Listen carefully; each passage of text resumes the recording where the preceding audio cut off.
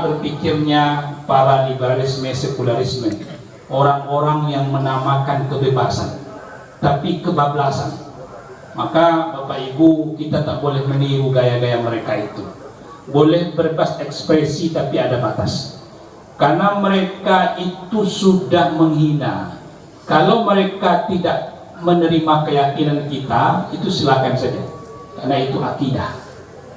Karena Allah ciptakan man yakfur wa man yu'min, kan gitu kan. Ada yang kufur, ada yang beriman. Itu tak bisa kita campur. Kita tidak bisa paksa. La ikraha fid din, tak ada paksaan dalam beragama untuk memilih.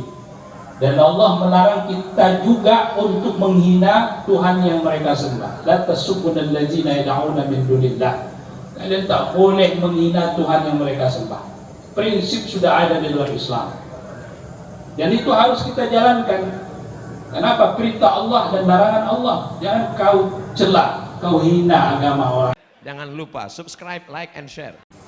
Kenapa? Karena paham sabda Rasulullah itu, la yu'minu ahadukum hatta akuna ahabba ilaihi min walidihi wa waladihi wan nasi ajma'in.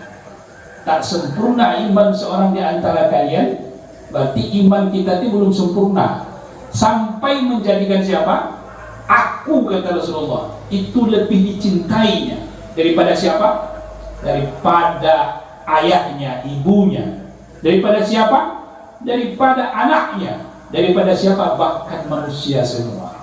Itulah kenapa Bapak Ibu, kita itu kalau ada dalam hati kita itu marah, benci, langsung benci apa itu problemnya?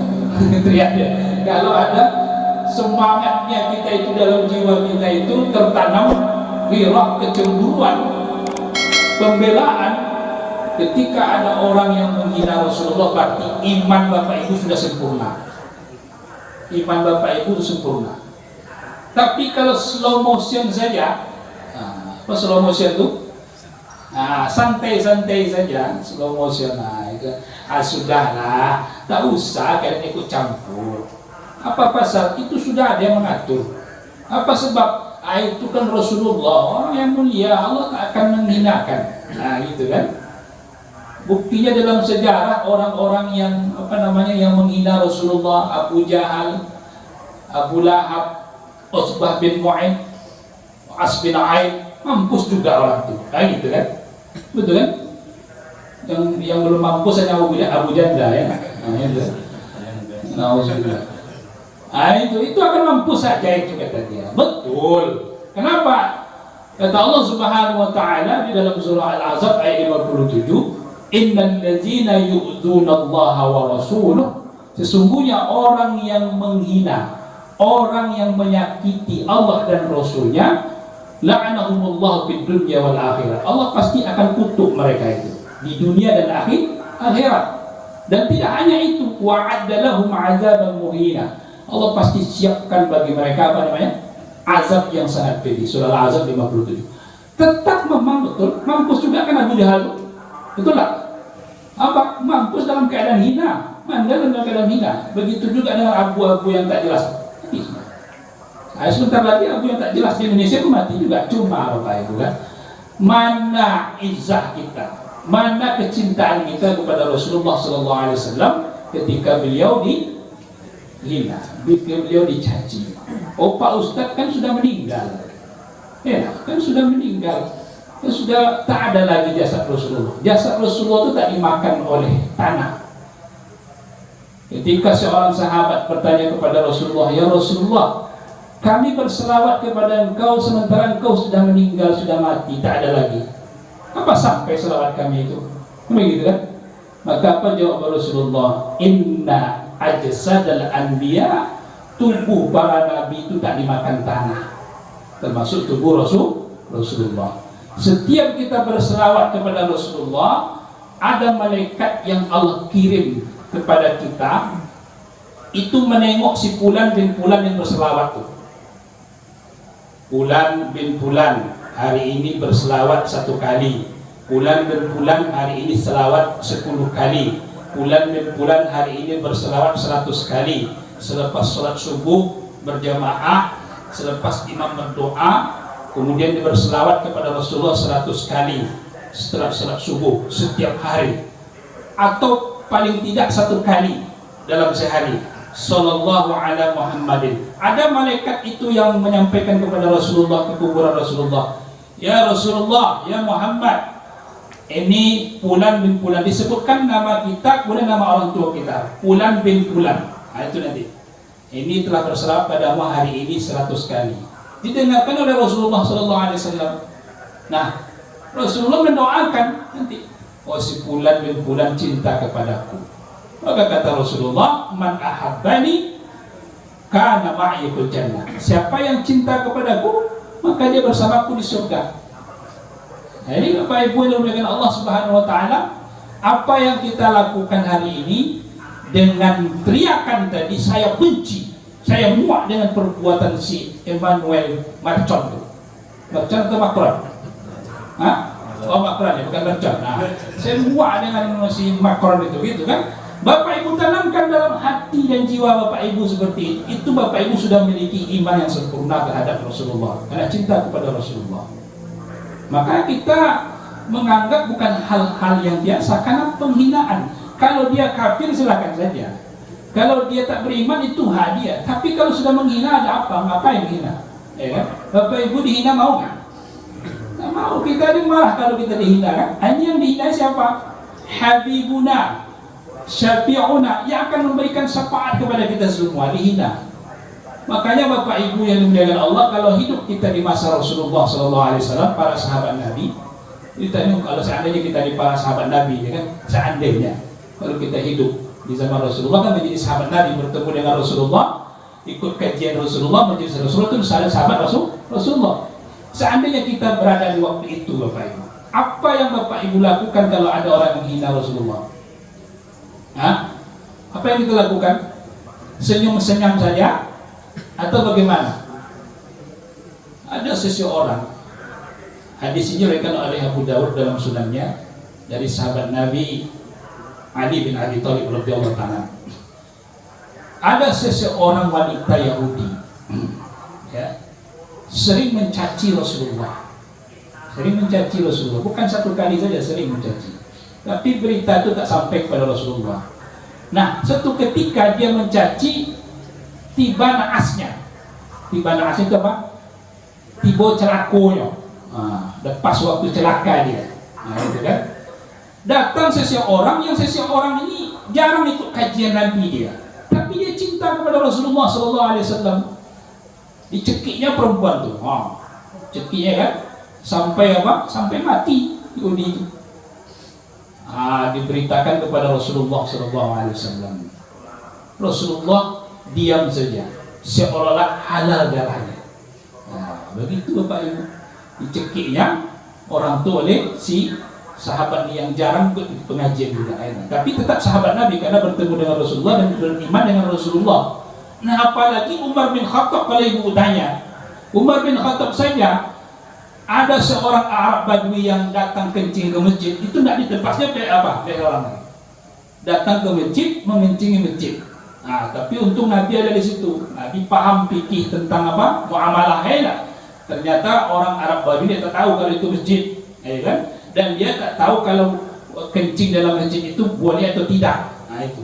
Nabi pahamnya di situ. Udah, kamu tak usah marah. Mau ditebasnya leher kawan tuh.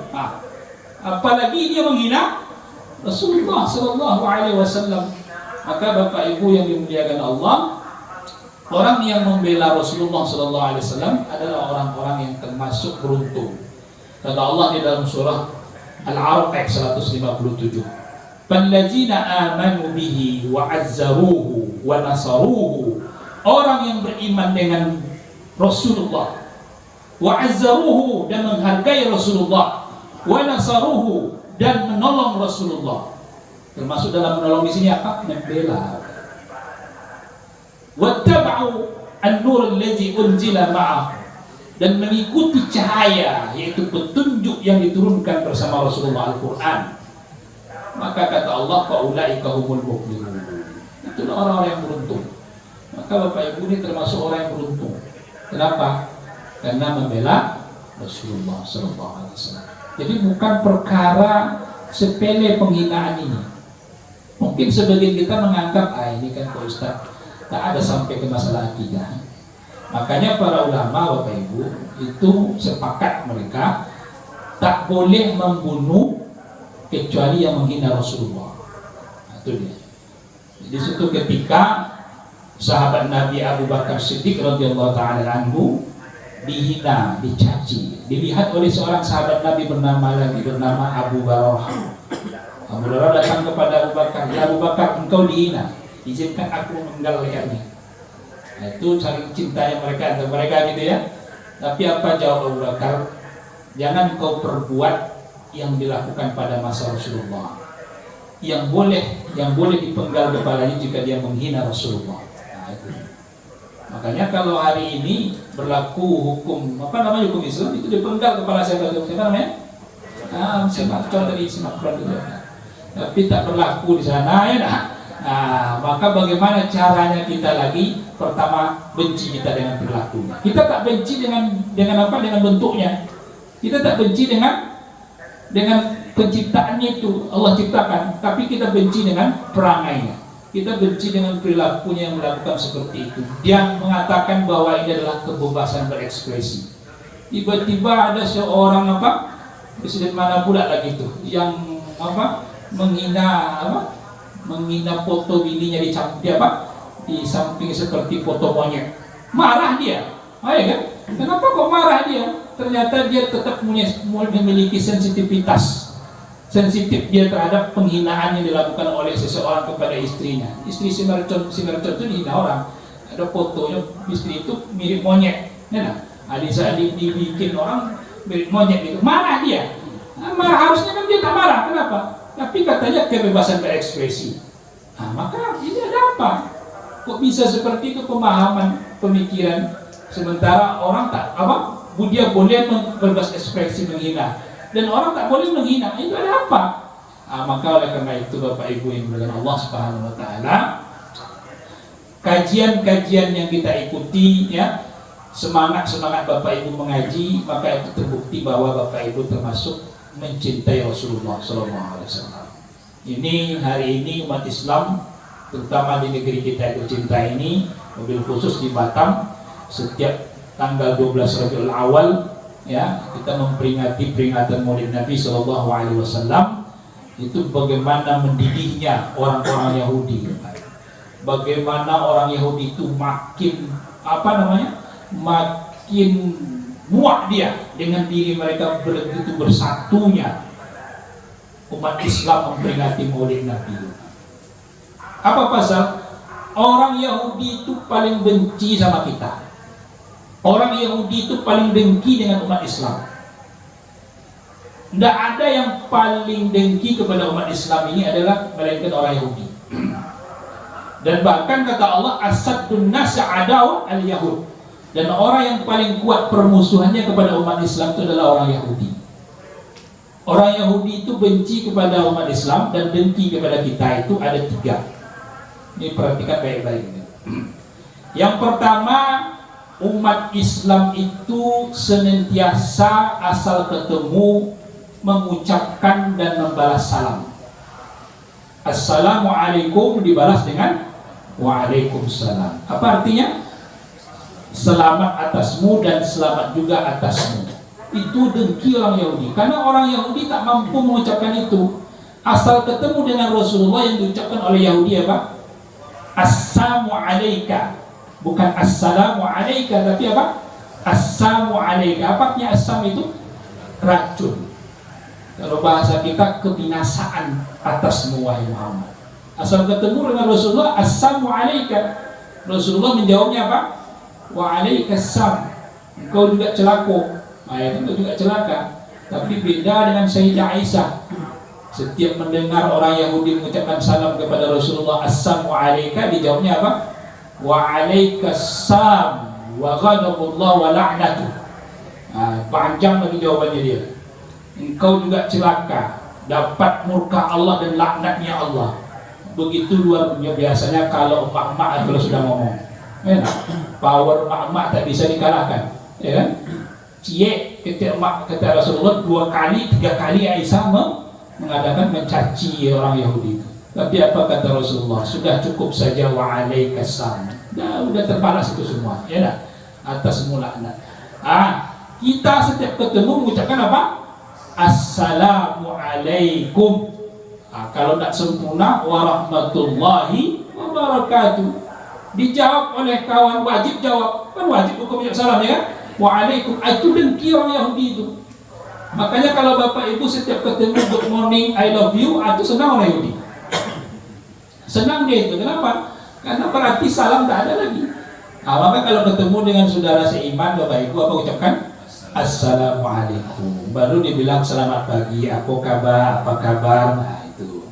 Gimana kabar Pak Cik Tuan? Nah, itu. Jangan langsung good morning, selamat pagi, baju kuning belum mandi. Nah, ya. Maka bapak ibu tak ada barokahnya kita. Maka ucapkan assalamualaikum. Dan orang Yahudi itu langsung apa merengek dia itu. Asal menengok umat Islam itu mengucapkan salam dan membalas salam. Alhamdulillah di komplek kita ini, di Cipta Garden ini, umat Islamnya asal ketemu mengucapkan apa? Assalamualaikum. Baru diucapkan good morning, ni hao ma, hao hao. Gitu kan? Boleh baca sunnah setelah itu. Assalamualaikum, jangan lupa ya Pak. Ya, itu harga diri kita Pak. Assalamualaikum itu sepele, luar biasa timbangan mizannya pahalanya, dan luar biasa pengaruhnya kepada orang Yahudi. Yang kedua, orang Yahudi itu dengki dia kepada umat Islam ini kalau umat Islam itu bersatu disiplin dalam menegakkan sholat. Nah itu paling dengki dia itu maksud. Hari ini umat Yahudi itu sebahagia senang dia. Kenapa? Kenapa bahagia senang dia? Ditengoknya masjid itu orang jarang-jarang sholatnya. Nah, ya kan tidak rapat lagi. Tapi alhamdulillah di sini rapat lagi, mantap ya. Nah, ini kan luar biasa ini. Yang jamaah mukhlisin ini kan tak peduli dia dengan dia di luar sana. Kami tetap rapat Ustaz, walaupun ada sedikit apa batas sedikit ya. Tapi tak muat setan di situ.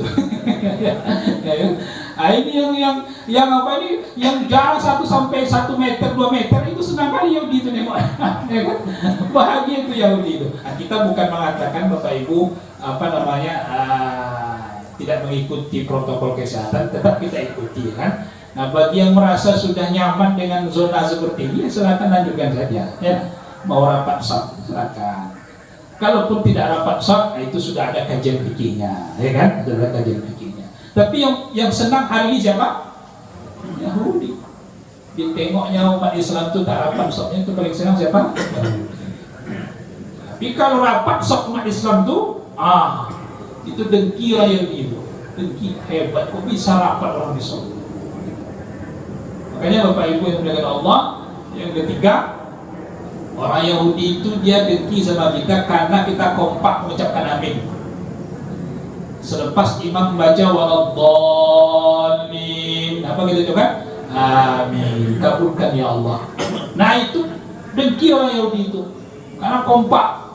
Makanya Bapak Ibu setiap kita berdoa, imam berdoa, selepas sholat fardu berjamaah kita berdoa atau dalam pengajian kita berdoa, di situ ada kita mengucapkan apa? Amin. Jangan malu-malu mengucapkan amin itu.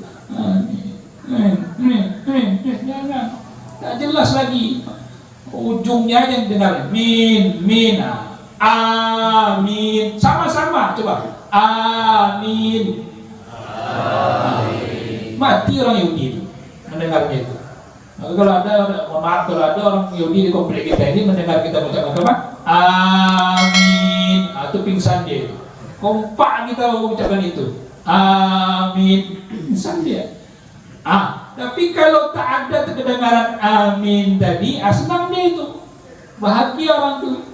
Makanya hari ini pun bahagia juga nengoknya. Kan shot dah jarang-jarang ya. Itu tak kompak lagi, aminnya lagi. Ya kan? Kenapa? Masjid pun tak full lagi. Karena sholatnya jarang-jarang, udah sampai sholatnya ke rumah, ya kan? Karena sholatnya ke rumah lagi, kan? Seperti itu. Maka oleh karena itu Bapak Ibu yang dimuliakan Allah Subhanahu Wa Taala, kita hidupkan sunnah Rasulullah Sallallahu Alaihi Wasallam. Karena bukti cinta kita kepada Rasulullah dan termasuk pembelaan kita kepada Rasulullah adalah kita apa? Mengikuti sunnahnya dengan betul-betul. Jangan hanya Bapak Ibu kita mengambil sunnah Rasulullah separuh-separuh saja. Sekarang hari ini kan banyak orang mengambil sunnah Rasulullah itu kan atas kemauan sendiri, bukan kemauan Rasulullah, ya kan? Karena hati-hati Bapak Ibu, ada orang yang melakukan mengatasnamakan Rasulullah, padahal sebenarnya bukan seperti itu prinsipnya. Hati-hati, berbohong kita atas nama Rasulullah itu berbeda kita berbohong atas sama kita ini.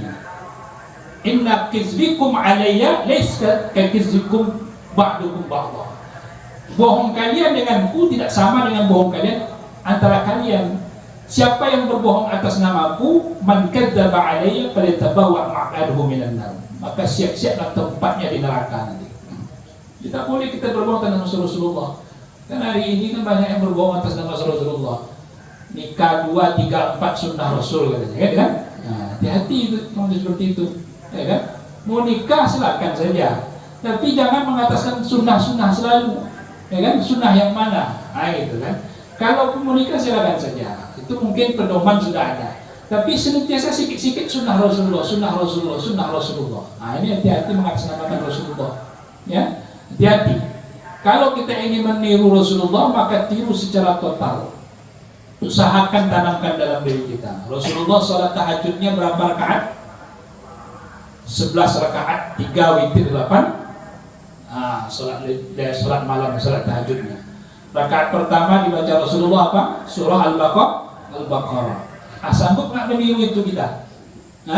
Sholat 11 rakaat, surah yang dibaca bukan Qul Huwallah dan bukan I'na A'taina Al-Kautsar. Bapak Ibu kalau sholat malam tahajud 2 rakaat, apa yang dibaca rakaat pertama?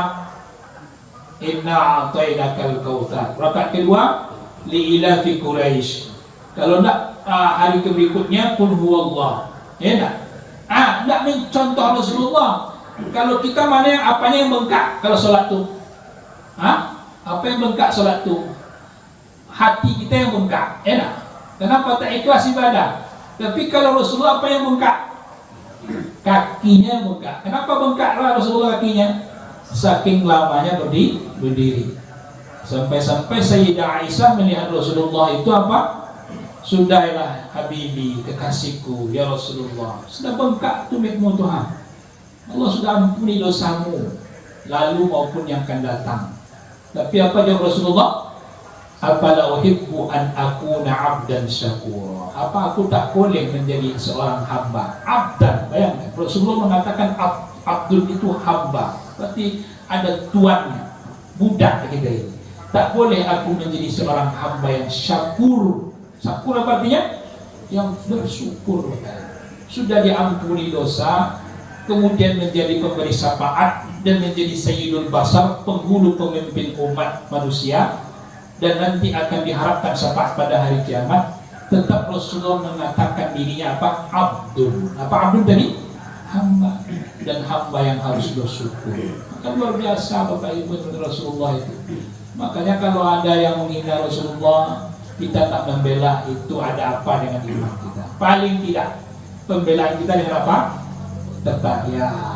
Kalaupun kita mampu memboikot produknya, boikot produk. Kalau tak tanamkan dalam diri, benci saya ya Ustaz, benci saya, menangis saya mendengar Rasulullah itu dibuat. Bapak Ibu udah menengok karikaturnya, udah menengok. Boleh nanti diserahkan di sini karikatur itu, minta ke pembeli kan, di sini biar tahu seperti apa mereka itu menghina Rasulullah SAW. Mendidih, menggelegak jiwa itu harusnya. Kenapa? Benci dengan perbuatan seperti itu. Dan ini bukan masalah ini akidah, bukan masalah akidah, ini masalah keyakinan kita, bukan akidah mereka yang kita urus. Kita tak mau urus akidah mereka. Kenapa? Karena penghinaan itu berarti dia sudah tahu. Rasulullah itu sudah tahu, kata Rasulullah. Kenapa harus dihina? Begitu kan? Nah, itulah kenapa para sahabat Nabi, asal ada yang menghina Rasulullah SAW langsung dipenggalnya. Rasulullah diam. Itu makanya. Hari ini harusnya seperti itu, gitu kan? Tapi umat Islam, karena kita sudah bermasing-masing negara ya, tidak bisa kita ini, maka kita hanya tanamkan dalam diri kita kebencian dan usahakan produk itu tak dibeli dulu. Maka sampai hari ini produk Prancis itu sampai orang tersebut mengemis-ngemis mereka itu untuk jangan lagi meng-ban produk mereka itu, jangan lagi mereka memboikot produk itu, gitu kan? Sampailah. Maka bayangkan umat Islam kalau sudah sepakat dan kompak, Makanya Bapak Ibu, orang itu butuh kita. Ini sok-sokan saja mereka itu. Kalau umat Islam itu sudah bersatu Bapak Ibu, ya, ekonomi itu kuat, ya kan? Umat Islam kalau sudah bersatu Bapak Ibu, orang takut sebenarnya. Bayangkan ya, yang mereka itu untung itu dari kita. Nanti pas Lebaran mereka buat kartu Lebaran, ya kan? Buat ini, buat itu, coklat segala macam. Itu yang membelinya siapa? Kita juga. Produk-produk mereka sampai ke dalam negeri ini, itu kenapa? Yang membeli siapa? Umat Islam. Umat Islam mana yang banyak umat Islam pada umat yang lain? Siapa? Kita atau umat yang paling banyak? Kita. Makanya kalau bersatu luar biasa, tak terkalahkan kita. Maka sana boikot, sini boikot, situ boikot. Sangat luar biasa. Apapun apa produknya itu, mungkin bisa dicek produk itu apa saja, ya kan? Yang penting hati-hati jangan sampai produk kawan kita pula yang diboikot. Ya kan? Ada Aqua, ya nak? Aqua katanya produk apa? Ya Yahudi, apa? Produk Prancis, kan? Ternyata ada juga Aqua milik saudara kita, aku dan kita berdua, ya nak? Kita boikot pula produk kawan itu, tak apa, jangan. Kalau produk orang Islam jangan diboikot Bapak Ibu, ya nak? Mungkin ada sebagian antara kita yang mengatakan, Pak Ustadz itu kan yang bekerja di produk orang Perancis itu orang kita juga, ya kan? Itu mungkin ada untuk sementara saja di boikot. Ada buktinya apa? Kita itu membela Rasulullah. Nah, seterusnya, kalau sudah dicabut pernyataan oleh si Mercon tadi, aman dari Islam, udah bangga, ya. Mohon maaf kepada umat Islam, kami memang bersalah. Kan begitu si Mercon bilang, udah, ibu maafkan nggak dulu? Nah, ya, karena ada saudara kita yang bekerja di Danone, ada saudara kita yang bekerja di mana? Di produk-produk itu kan gitu. Sementara. Dan saudara-saudara kita yang bekerja di situ jangan dulu berkecil hati. Kenapa? Karena ini bentuk kepembelaan kita. Nanti akan dipertanggungjawabkan di hari kiamat. Katanya kau cinta Muhammad, tapi kau tak bela, dan kau selalu menyerahkan pembelaannya kepada Allah. Ya, bukan Allah tak butuh pembelaan kita. Tapi Allah melihat sampai di mana keimanan kita dengan Rasulullah. Kata kita tadi, "Fallazina amanu wa azzaruhu wa nasaruhu."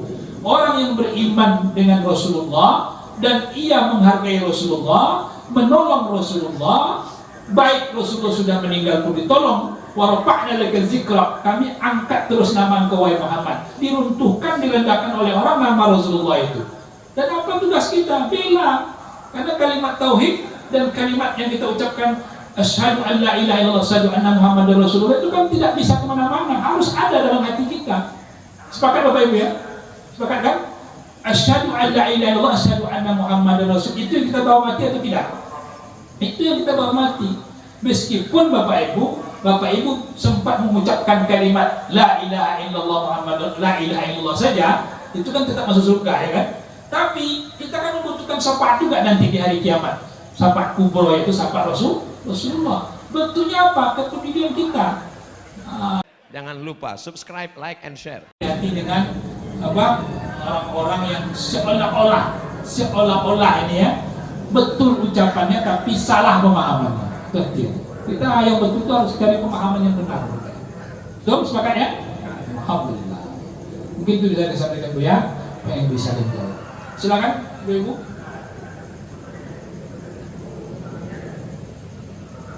Kalaupun tak pakai mat apa-apa, penggerogi pula pakai mat, kan? Silakan. Silakan kalau ada pertanyaan, silakan. Anak-anak mudanya, ada tak? Adik-adik. Nah, ini cinta Rasul tak kalian? Cinta Rasul ya. Apa bukti cinta kita? Ya, bela Rasulullah SAW. Kita sudah memperingati Maulid. Nah, itu sudah mantap. Maulid itu harus kita peringati. Jadi kalau ada orang yang tidak memperingati Maulid dan menyalahkan Maulid, itu hati-hati. Karena kata Imam Jalaluddin As-Suyuti dalam kitab Al-Hawi Batawi, jika ada 5 hal ini yang dilakukan dalam acara Maulid, itu berkah Maulid. Apa yang 5 hal itu sudah disampaikan belum? Belum ya? Nah, yang pertama adalah jika Maulid itu dibacakan tentang Nabi. Kalau berkumpulnya itu tradisi, ini tradisi berkumpul.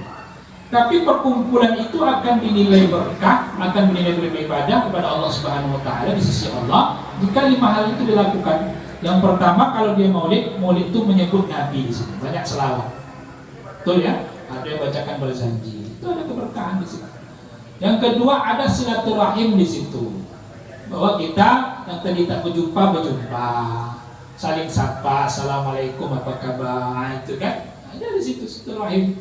Yang ketiga ada penyampaian mau'izah hasanah di situ. Ada tausiah dari para guru-guru kita dengarkan. Itu pahala.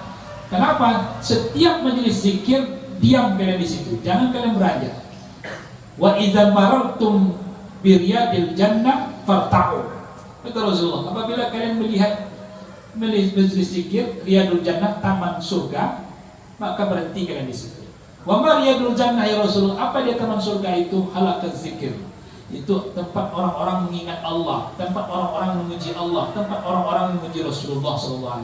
Berhenti situ, jangan abaikan, jangan cuekkan. Yang Kamis itu ada keberkahan. Itu makanya di negeri kita ini banyak mengadakan halaqah-halaqah itu. Kenapa? Untuk mendapatkan keberkahan. Kalau kumpul-kumpulnya itu tradisi. Tapi kalau sudah ada di situ dibacakan tentang ayat Allah, akan ada mengaji juga. Tadi malam kan ada baca Al-Quran, ya kan? Nah itu 4, ada baca Al-Quran. Dan yang kelima ada makanan. Makanan tadi malam ada makanan. Ada. Itu dapat keberkahan. Kenapa? Ada yang menyumbang, ada yang membawa, ya kan, rezeki dari rumah untuk dikasih ke saudara-saudara. Berkah Bapak Ibu dinikmati. Bahkan dalam sebuah riwayat, walaupun ini bukan hadis Rasulullah SAW, sebagaimana disampaikan oleh Imam Jalaluddin Suyuti, an-ni'matul kubra, nikmat besar kehadiran Rasulullah, dalam kitab beliau mengatakan ketika ada orang datang ke rumah Allah ini, atau di satu rumah atau di tempat apapun, dia bawa kue, dia bawa makanan, dia berhias, dia datang, berharum-haruman dia datang untuk menghadiri acara peringatan Maulid Nabi itu, maka dia akan mendapatkan apa? Jaminan dekat dengan Rasulullah SAW. Begitu. Kenapa? Begitu semangatnya dia. Walaupun Bapak Ibu sekali setahun memperingati Maulid Nabi itu kan, tapi berhias Bapak Ibu, pakai pakaian tercantik terbagus. Nah, datang ke majelis itu akan mendapatkan respek yang sangat luar biasa dari Allah Subhanahu Wa Taala, karena Bapak Ibu mencintai Rasulullah SAW. Nah, itu kenapa kita senantiasa memperingati Maulid. Nah, itu kan, walaupun ada sebagian yang kontra, ya kan hidup ini kan pasti ada pro dan kontra, ya kan.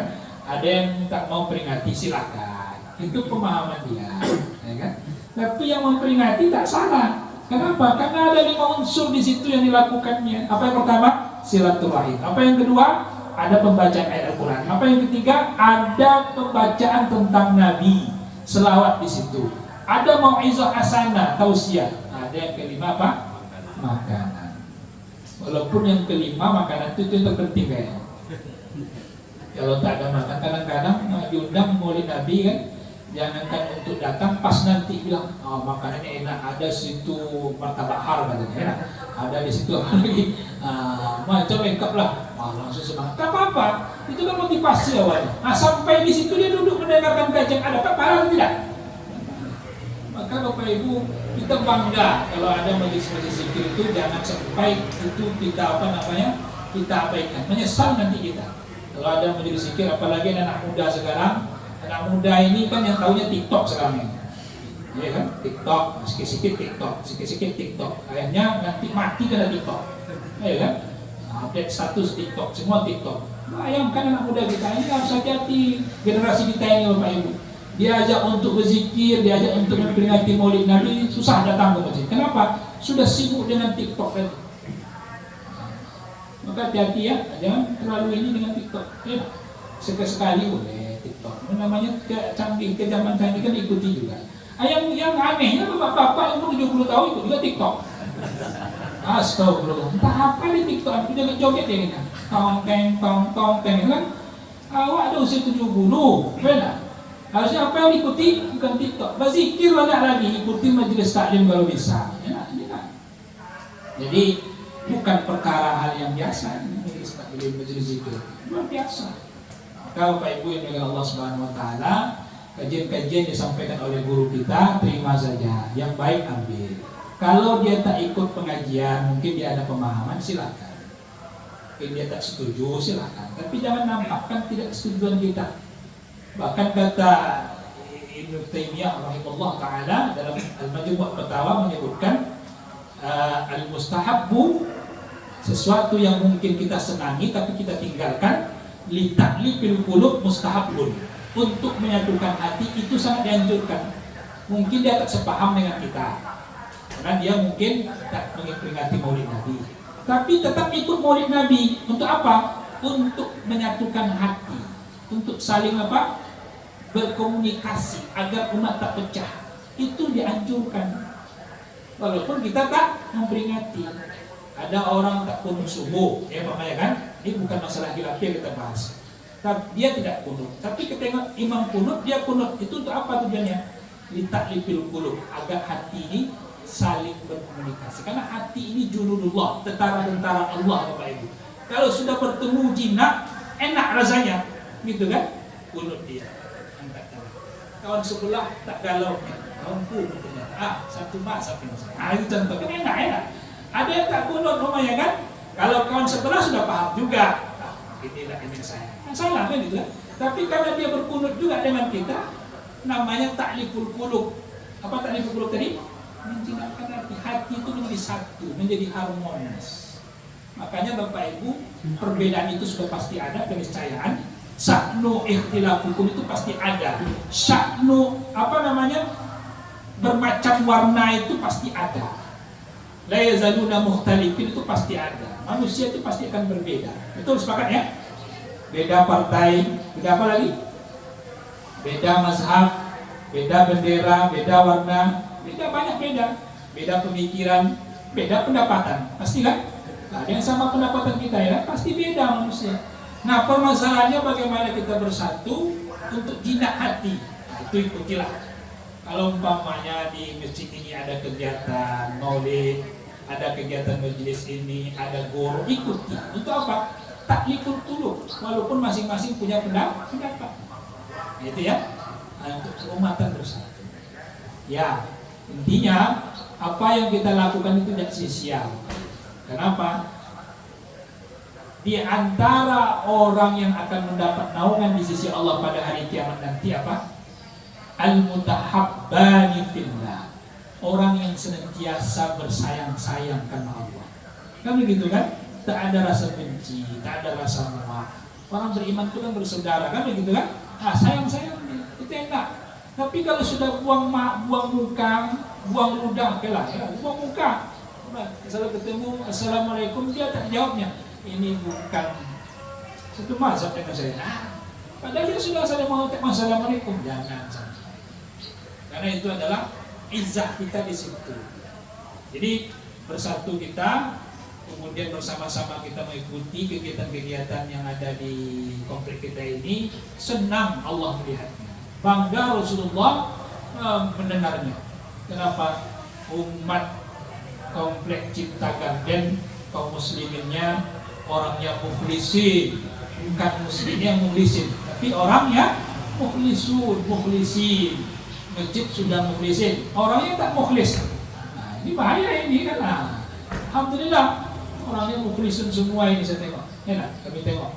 Buktinya apa? Ikhlas datang ke masjid ini berjamaah, ikhlas datang bersama-sama ada kegiatan, ikhlas bersama-sama jika ada guru atau kerjasama bakti dan segala macam. Itu namanya mukhlisun. Balasan orang mukhlis itu apa Bapak Ibu? Apa balasannya? Al-jannah, surga Allah. Pasti. Orang sudah kalau ikhlas berarti balasannya apa? Surga Allah Subhanahu wa taala.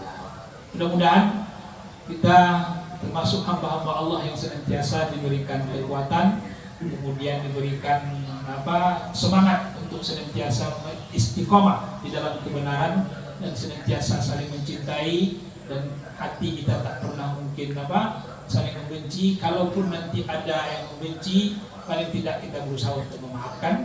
Kalaupun dia tidak meminta maaf, kita yang memaafkan. Karena kalau kita melihat segala sesuatu itu dari sudut pandang kita saja Bapak Ibu, maka mungkin umat Islam ini akan bersatu.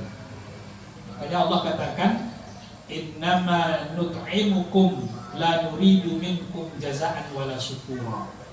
Ciri orang yang beriman yang bersatu yang bagus itu apa? memberi dan tidak mengharapkan balasan dan terima kasih. Kita beri orang dan dia tak balas sama kita, biarkan saja. Kita beri orang tak ucap terima kasih, biarkan saja. Secara etika salah Bapak Ibu ya. Nah, salah. Tapi ciri orang beriman itu apa dia? Dia beri saja. Nanti terima kasih, nanti balasan. Kalaupun nanti dikasih, diterima, dikasih lagi. Kan namanya terima kasih ya. Terima kasih lagi. Nah, mampu gak kita itu? Mampu. Tapi ada yang berusaha untuk menerapkan itu. Itu luar biasa itu Bapak Ibu. Itu luar biasa. Kenapa? Karena dia melihat segala sesuatu itu ikhlas saja. Yang susah itu mengikhlas. Betul ya? Nah, Bapak Ibu kalau beol, Bapak Ibu mohon maaf ini kan contoh kecil ya. Beol kita bangun, uang hajat kita ikhlas atau tidak? Hah? Ada nggak lagi kita mengkaji-kaji yang sekian kita makan dari malam? Hah? Nah, itulah ikhlas seperti itulah kalau bisa. Aku ridho, aku relakan itu. Itu yang susah Bapak Ibu. Itu yang susah. Itu paling susah. Makanya orang yang ikhlas itu bukan orang yang paling gampang, yang susah dan tidak mampu yang melakukan itu kata Allah illal mukhlasin, illal mukhlisin, kecuali orang yang ikhlas. Nah ini hati-hati, ini nama masjid kita mukhlisin, harusnya apa? Jamaahnya mukhlisin. Tapi insyaallah kita semuanya adalah orang-orang yang mukhlisin. Wallahu a'lam bishawab. Panjang kali kami berceramah ini kayak ini lah. Bapak Ibu udah mulai ada kegiatan, yang bertanya tak ada lagi.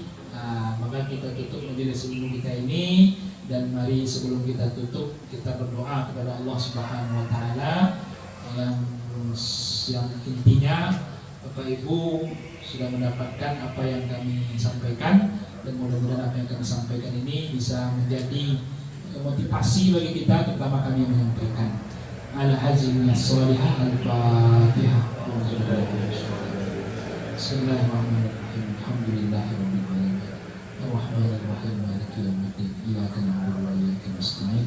Ihdinas siratal mustaqim. Siratal ladzina an'amta 'alaihim ghairil maghdubi 'alaihim waladdallin. Bismillahirrahmanirrahim. Alhamdulillahirabbil alamin. Wassalatu wassalamu ala asyrafil anbiya'i wal mursalin wa ala alihi wa sahbihi ajma'in. Alhamdulillahirabbil alamin hamdan katsiran hamdan mubarakan hamdan yuhyi ni'amahu wa yukafi'u mazidah. Ya Rabbana wa lakal hamdu kama yanbaghi liwajhikal karim wa 'azimi sultanik. Allahumma ya Rahman irhamna innaka anta khairur rahimin. Allahumma ya Ghafur faghfir lana dhunubana wa liwalidayna warhamhuma kama rabbayana shighara. Allahumma izzal Islam wal muslimin. Allahumma izzal Islam wal muslimin. Allahumma ighfir lil muslimina wal muslimat wal mu'minina wal mu'minat al-ahya'i minhum wal amwat. Allahumma ya dafi'al bala idfa' anil wala wal bala wal waba wal fahsya wal munkar wa suyuq al mukhtalifah wasyada'id wal mihan ma zahara minha wa ma batan min baladina Indonesia khassah wa min buldanil muslimina amma. Allahumma inna nas'aluka 'ilman nafi'an wa rizqan tayyiban wa 'amalan mutaqabbala. Allahumma ya Rahman ya Rahim rzuqna hubbaka wa hubba nabiyyika wa hubba man yuhibbuka wa hubba 'amalin yuqarribuna ila hubbika ya rabbal alamin. Ya Allah, ya Tuhan kami, hanya kepada Engkau kami memohon dan meminta pertolongan. Ya Allah, mudahkan segala urusan kami, angkat segala penyakit-penyakit di tubuh kami, dan sembuhkan orang-orang yang sakit di antara kami. Damaikan senantiasa hati kami dan lancarkan rezeki kami. Jika rezeki kami ada di langit, ya Allah turunkan. Jika rezeki kami ada di bumi, keluarkan. Jika rezeki kami itu susah, ya Allah mudahkan. Dan jika rezeki kami itu penuh dengan keharaman dan kekotoran, bersihkan ya Rabbal alamin. Allahumma rzuqna rizqan thayyiban. Allahumma rzuqna rizqan halalan. Allahumma iftah lana abwaaba rahmatika. Allahumma iftah lana abwaaba rahmatika. Allahumma iftah lana abwaaba rahmatika. Rabbana zalamna anfusana wa in lam taghfir lana wa tarhamna lanakunanna minal khasirin. Rabbana atina fid dunya hasanah وفي الآخرة حسنة وقنا عذاب النار وصلى الله على سيدنا محمد وعلى آله وصحبه وبارك وسلم سبحان ربك رب العزة عما يصفون والسلام على المرسلين والحمد لله رب العالمين وآخر دعوانا سبحانك اللهم وبحمدك أشهد أن لا إله إلا أنت أستغفرك وأتوب إليك والسلام عليكم warahmatullahi wabarakatuh.